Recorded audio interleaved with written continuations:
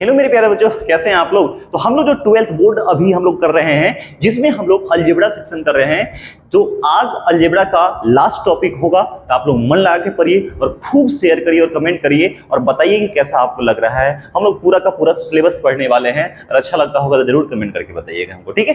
तो आइए, आज अलजेब्रा का पिछली वीडियो में हम लोग देखे थे क्रैमर्स रूल्स पे बेस्ड अलग अलग टाइप का सॉल्यूशन देखे थे। अब हम लोग लास्ट टॉपिक है जिसका नाम है सिस्टम ऑफ लीनियर इक्वेशन। वहां भी लीनियर इक्वेशन को ही सॉल्व करा था, लेकिन हम लोग डिटरमिनेंट मेथड से किए थे, जिसको हम लोग क्रैमर्स रूल नाम दिए थे, ठीक है ना। अब इसको कैसे कहिएगा तो इसका नाम होता है गॉस जॉर्डन मेथड, ठीक है। वैसे बोर्ड में इसका जरूरत नहीं पड़ता है, बस आप इसको समझिए कि सिस्टम ऑफ लीनियर इक्वेशन है और इसे सॉल्व करना है यूजिंग मैट्रिक्स मेथड। किस मेथड से? मैट्रिक्स मेथड से इसको सॉल्व करना है, ठीक। तो देखिए, पहले तो दो वर्ड जान ले लीजिए। एक होता है कंसिस्टेंट, वैसे हम बताए भी थे, consistent system of equation, system of equation, consistent system of equation. तो इसमें लिखेंगे हम लोग a system of equation, a system of equation is said to be consistent if it has one or more solutions, मतलब जिसका solution होगा एक या एक से अधिक सॉल्यूशन, मतलब समझिए ना कि वैसा इक्वेशन को हम लोग बोलेंगे कंसिस्टेंट जिसका सॉल्यूशन निकालेगा। तो सॉल्यूशन दो तरह का, या तो यूनिक सॉल्यूशन की बात इसमें करेगा या इनफाइनाइटली मेनी सॉल्यूशन की बात करेगा, ठीक है। तो उसको हम लोग बोलेंगे, क्या चीज बोलेंगे? कंसिस्टेंट बोलेंगे, कंसिस्टेंट सिस्टम ऑफ इक्वेशन, ठीक है। चलिए, एक और होता है जिसको हम लोग बोलते हैं इनकंसिस्टेंट सिस्टम ऑफ इक्वेशन। मेरे प्यारे बच्चों, इनकंसिस्टेंट सिस्टम ऑफ इक्वेशन उसे बोलेंगे जिसमें कोई सॉल्यूशन नहीं होगा, नो सॉल्यूशन। और ऐसा हम लोग प्रीवियस वीडियो में भी देखे थे, ठीक है। तो देखिए क्या लिखेंगे, a system of equation is said to be inconsistent if it has no solution, जिसका सॉल्यूशन नहीं होगा उसको हम लोग कैसा इक्वेशन बोलेंगे? इनकंसिस्टेंट बोलेंगे। सिंपल समझिए ना बुआ, जिसका सॉल्यूशन या तो यूनिक हो या इनफाइनाइटली मेनी सॉल्यूशन, जो के टर्म में आता है अननोन, ठीक है। तो वो हो गया इनफाइनाइट सॉल्यूशन हो गया। तो इनफाइनाइट सॉल्यूशन की बात करेगा, या अगर यूनिक सॉल्यूशन होता है तो वो कंसिस्टेंट में आ जाएगा, और जिसका सॉल्यूशन नहीं होता है उसको हम लोग क्या बोलते हैं? इनकंसिस्टेंट बोलते हैं, ठीक है। तो पहले इसे नोट करिए, फिर हम लोग देखते हैं कैसे क्वेश्चन को बनाना कैसे है, किस तरह से बनाना है, एक एक चीज बताते हैं, एक्सप्लेन करते हैं। पहले इसे नोट कर लीजिए। कर लिए होंगे आप? पक्का? मजा आ रहा है ना? चलिए देखिए, आगे देखते हैं नेक्स्ट स्लाइड में। चलिए, तो देखिए कैसा इक्वेशन रहेगा। जैसे मान लीजिए आपका इक्वेशन दिया रहेगा ऐसे, a1x plus b1y plus c1z बराबर मान लीजिए कि d1 रहेगा। एक इक्वेशन इस टाइप से रहेगा। दूसरा रहेगा a2x plus b2y plus c2z बराबर d2, ठीक। या रहेगा ऐसा a3x plus b3y plus c3z equal to d3 रहेगा, ठीक है। और यहां से आपको निकालना रहेगा, क्या है, using matrix method, find the value of x, y and z। तो कैसे हम लोग सॉल्व करेंगे, ठीक है वो देखिए इधर, बस तरीका समझिए कैसे करेंगे, बाद में कि हम क्वेश्चन को इजीली सॉल्व कर लेंगे, ठीक। देखिए, तो लिखेंगे the given system of equation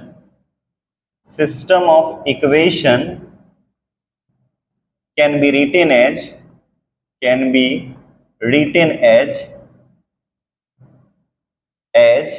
कैसे लिखेंगे हम इसको? ऐसे लिख सकते हैं, ax बराबर b।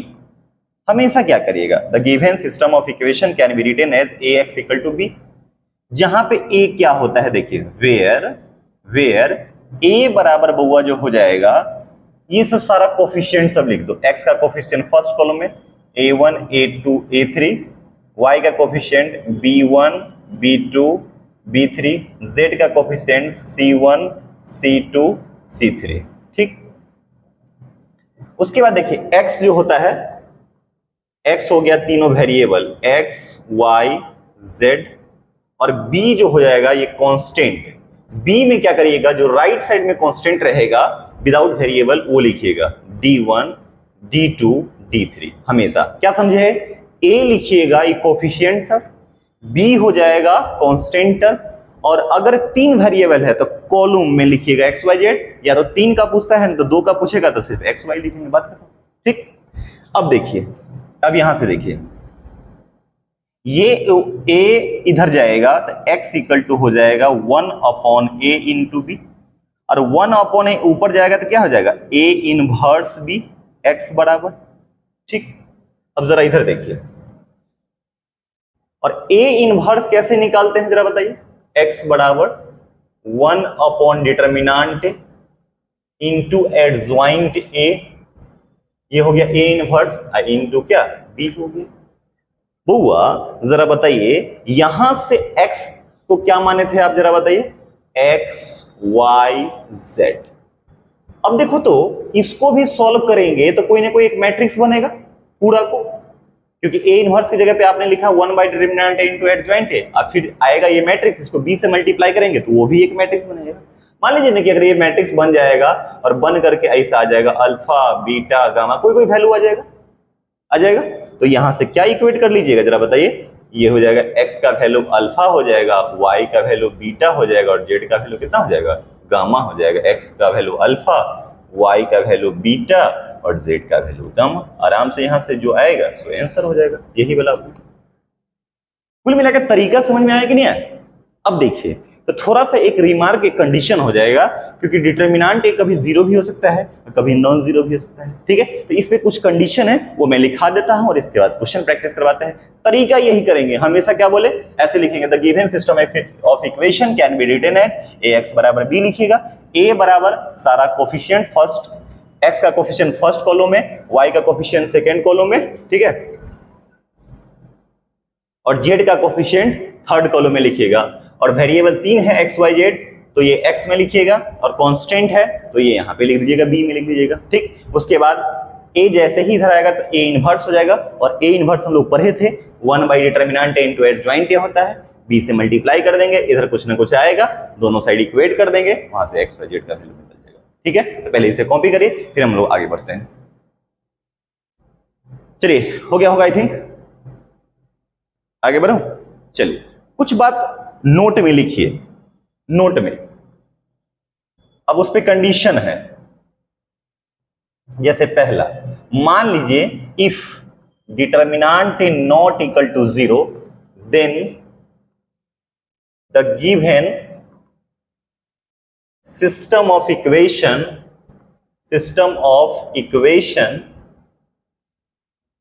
Is consistent and has unique solution। ये कंसिस्टेंट तो होगा ही, और साथ ही साथ क्या हो जाएगा, यूनिक सॉल्यूशन हो जाएगा।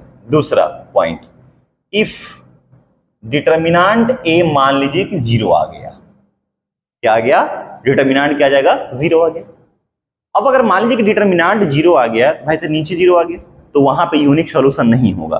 तब अगर कभी डिटर्मिनेंट का वैल्यू 0 आ जाएगा तो एक चीज और निकालिएगा, एंड एक चीज और निकालना है, एडजॉइंट a इंटू बी निकाल लेंगे।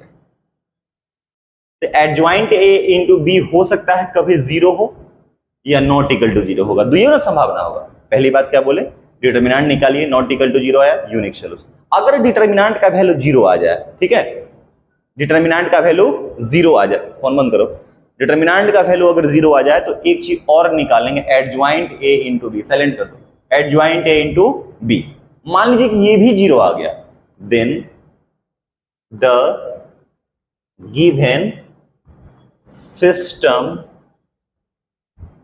ऑफ इक्वेशन कंसिस्टेंट तो होगा, इक्वेशन इज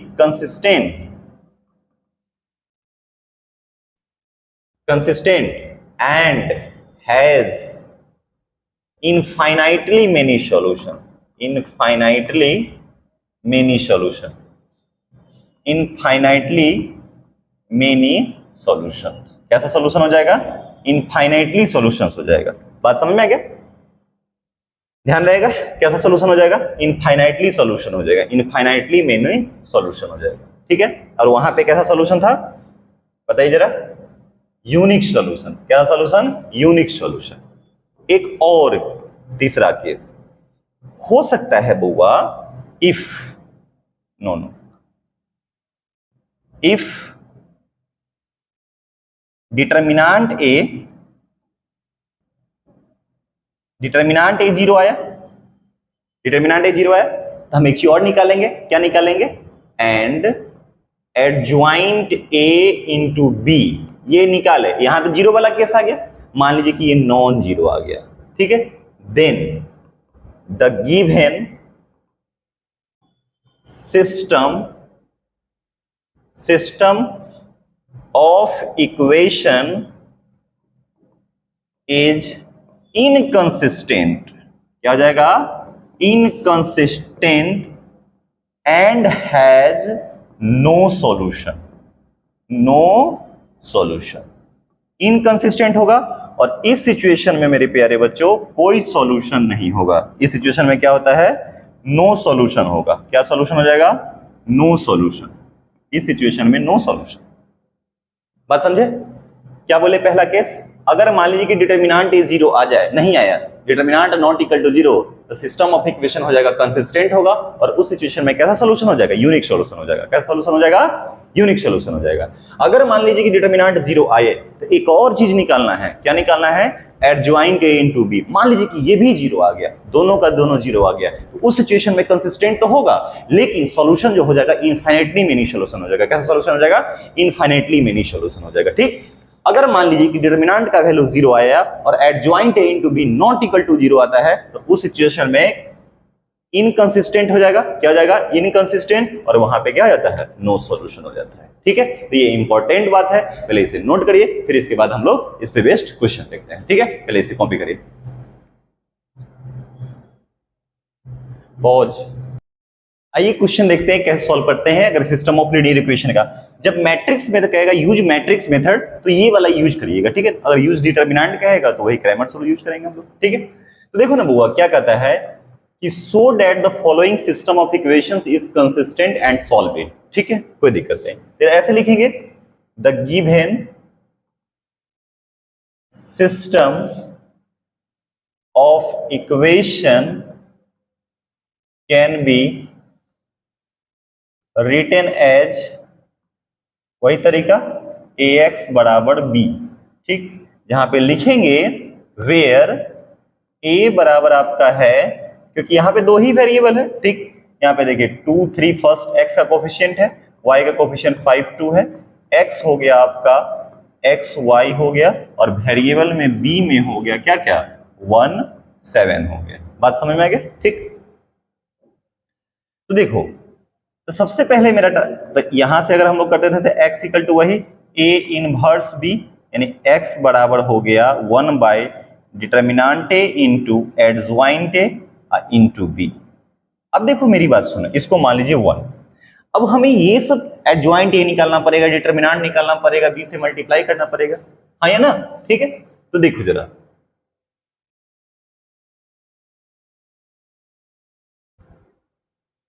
देखिए इधर, तो सबसे पहले तो डिटर्मिनेंट निकालिए, डिटर्मिनेंट ए निकालिए।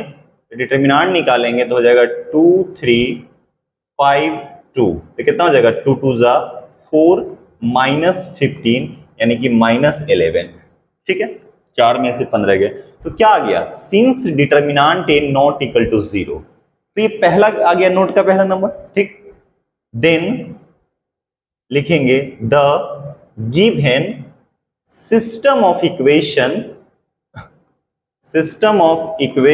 इज, क्या चीज है बताइए? Consistent and has unique solution. Unique solution. ठीक, तब इस सिचुएशन में क्या हो जाएगा, यूनिक सॉल्यूशन हो जाएगा। ठीक है बुआ, अब हमको एडजॉइंट ए निकालना पड़ेगा। ठीक, फॉर एडजॉइंट ए, देखो एडजॉइंट ए क्या करते थे जरा बताइए, सारे एलिमेंट का कोफैक्टर निकालेंगे और कोफैक्टर निकाल के ट्रांसपोज कर देंगे। ठीक है, तो लिखेंगे cofactors of each elements of A. Cofactor कैसे निकलते थे, या डिटर्मिनेंट ए भी बोल सकते हैं। तो देखो याद करो, फॉर्मूला एक था c i j equal to, formula था -1 का power i plus j, c i j equal to -1 का power i plus J.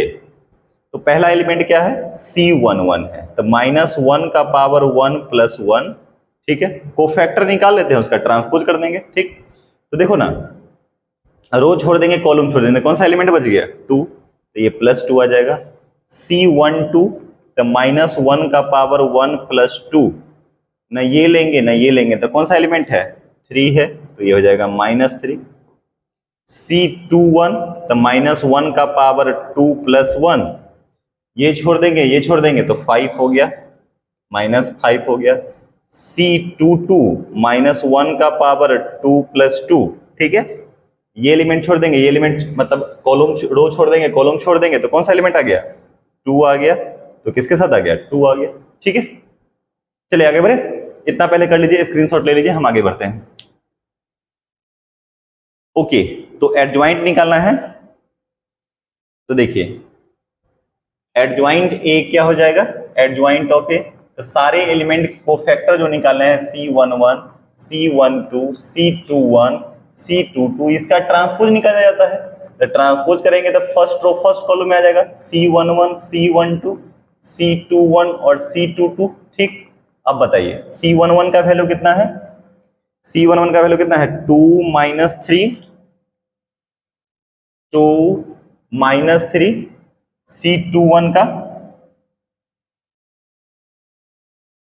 C21 का है -5 2 है, -5 2। ओके, वैसे भी ट्रिक से भी हम लोग कर सकते थे, एडजॉइंट निकालने का तरीका बताए थे, क्या करते थे, ये दोनों को आपस में इंटरचेंज करते हैं और ये दोनों का साइन चेंज करते हैं, -5 -3 हो जाएगा। ठीक है, चलिए तो एडजॉइंट निकल गया। अब सब चीज निकालने के बाद फ्रॉम इक्वेशन 1 पे आ जाएंगे, फ्रॉम 1 क्या था बताइए, x बराबर था 1 by determinant A into adjoint A और इंटू बी। तो भाई मेरे x क्या था, x, y था। ठीक, और 1 बाई डिटर्मिनेंट मतलब -11 और एडजॉइंट कितना आया, 2 -3 -5 2, और b का वैल्यू कितना था जरा बताइए, b का वैल्यू था 17 था, 17। ठीक है, अब इसे सॉल्व कर लीजिए, बस पहले इसे सॉल्व कर लीजिए। जब सॉल्व कर लोगे तो आ जाएगा x y है इधर -1/11। देखो फर्स्ट रो फर्स्ट कॉलम, तो 2 -35, 2 -35, इसे करिए -3 + 14। ठीक है, तो यहां से हो जाएगा -1/11 -33, और 14 में से 3 गया तो 11 हो गया, तो इधर जाएगा तो ये चला जाएगा, तो कितना जाएगा 3, और यहाँ -1, और इधर क्या माने थे जरा बताइए, x y माने हुए थे। तो देयरफॉर x का वैल्यू 3 हो गया और y का वैल्यू कितना हो गया, माइनस। यही आपका क्या हो गया, आंसर हो गया। क्लियर, बात समझ आ गया। ऐसे करना पड़ेगा तब जाकर के आपको 5 नंबर मिलेगा, या लॉन्ग क्वेश्चन जब भी पूछेगा तो। ठीक है, चलिए स्क्रीनशॉट ले लीजिए, पहले क्या है, ये सवाल था, तो पहले इसको ले लीजिए स्क्रीनशॉट में। ठीक है, मैं पीछे हट जाता हूं थोड़ा, हो गया होगा पक्का। चलिए इसके बाद ये कर लीजिए, कर लिए। एक और क्वेश्चन हुआ देखते हैं। ठीक है, चलिए एक और क्वेश्चन कहता है use matrix method to show that the system of equation is inconsistent. तो बस वही बात, क्या लिखिएगा, the given system of equation can be written as ax बराबर b। ठीक है, जहां पे वेयर a बराबर क्या था, 2 6 5 15। ओके, x बराबर 2 वेरिएबल है x y। अच्छा, यहाँ पे सॉल्व करने की जरूरत है क्योंकि इनकंसिस्टेंट है तो सॉल्यूशन तो आएगा ही नहीं, तो ये सब लिखने का कोई जरूरत नहीं, वैसे लिख दीजिए ज्यादा दिक्कत। ठीक है, क्या निकाल लीजिए, डिटर्मिनेंट है, डिटर्मिनेंट ए निकालिएगा 2 6 5 15, 15 दूना 30 माइनस 30 कितना आ गया 0, मामला फंस गया। जैसे ही डिटर्मिनेंट 0 आ गया तो एक चीज और निकालना पड़ेगा, एडजॉइंट ए इनटू बी। ठीक, तो for adjoint A cofactors of निकालना पड़ेगा, cofactors of each element of determinant A, ऐसे भी लिख सकते हैं। अब कोफैक्टर निकालने का तो फॉर्मूला आप जानते ही हैं क्या, कि सी आई जे बराबर होता है -1 का पावर आई प्लस जे इंटू एम आई जे। ठीक है, यहां पे हम कुछ नहीं ना लिख दिए थे, एक सेकेंड, अच्छा यहां पे नहीं लिखे थे एम आई जे, मेरे को डाउट था। ठीक है, चलिए ये वाला यहां पे छूट गया था, एम आई जे लिखना। चलिए देखिए इधर इंटू एम आई जे। ओके, तो जरा देखिए, तो पहला एलिमेंट है C11 -1 का पावर 1 + 1, रो छोड़े कॉलम छोड़े तो कौन सा एलिमेंट आएगा 15, तो यहां से बाहर आ गया 15। C12 -1 का पावर 1 + 2, ये छोड़ देंगे तो कौन सा एलिमेंट आ गया 6 -6। C21 -1 का पावर 2 + 1, 2 यही है, ये छोड़ देंगे तो कौन सा एलिमेंट आएगा 5 -5। C22 -1 का पावर 2 + 2, 2 1 2 2, ये छोड़ देंगे तो कितना आ गया 2, तो हो जाएगा 2। तो एडजॉइंट निकालना है, ये सब एलिमेंट रख दीजिए। C11 का वैल्यू 15 है, C12 का वैल्यू -6 है, -5 2, और इसका क्या कर दीजिएगा ट्रांसपोज कर दीजिए। ट्रांसपोज करेंगे तो कितना आ जाएगा, फर्स्ट रो फर्स्ट कॉलम में आ जाएगा, सेकेंड रो हुआ सेकेंड कॉलम में आ जाएगा। ठीक, वैसे भी टेक्निक से भी देख सकते हैं, ये दोनों आपस में इंटरचेंज हो जाता है, तो ये यहाँ आ जाएगा और ये यहाँ आ जाएगा और ये दोनों का साइन चेंज होगा, उतना ही तो आया है हम लोग को। ठीक है, अब एडजॉइंट ए इंटू बी निकालना होता है, एडजॉइंट ए इंटू बी। चलिए अब हम लोग देखते हैं एडजॉइंट ए इंटू, पहले इसको स्क्रीनशॉट ले लिए पक्का, चलिए हम आगे बढ़ते हैं, पढ़ो adjoint A into B, adjoint A into B निकालिए। तो भाई मेरे एडजॉइंट कितना आया 15 - 6, 15 - 6 -5 2, शायद यही है, और बी का वैल्यू देखिए 15 - 6 -5 2, और बी का वैल्यू कितना है 7 13,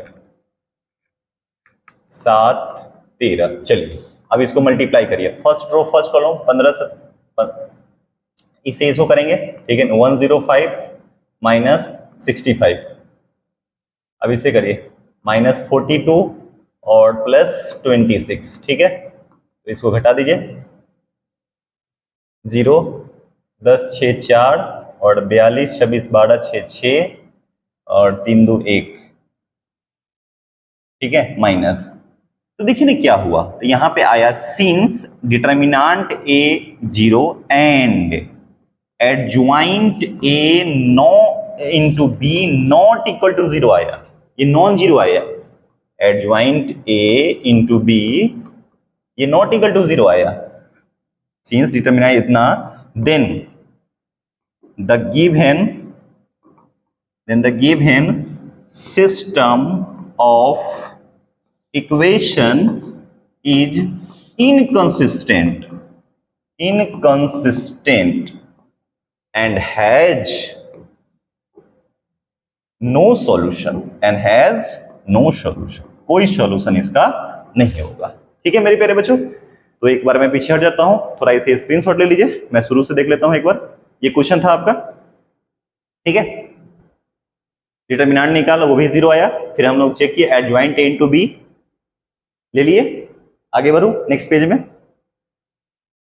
तो देखिए यहां पे एडजॉइंट ए इंटू बी निकाले वो भी नॉट इक्वल टू 0 आया, इसका मतलब होता है given system of equation is inconsistent होगा और उसका कोई सॉल्यूशन नहीं होगा। मेरे प्यारे बच्चों ठीक है, तो इस वीडियो में हम इतना ही रहने देते हैं, अगर अच्छा लगता होगा तो शेयर करिए, सब्सक्राइब करिए और दोस्तों में फैलाइए। ठीक है ना, पूरा का पूरा सिलेबस पढ़ाने वाला हूं, जैसे ही सिलेबस खत्म हो जाएगा, खत्म होगा। उसके बाद हम लोग लाइव आकर के आप लोग का डाउट्स, क्वेश्चन बैंक बहुत सारा करेंगे, काम करेंगे। ठीक है, मन लगा के पढ़िए। Wish you all the very best. ठीक है।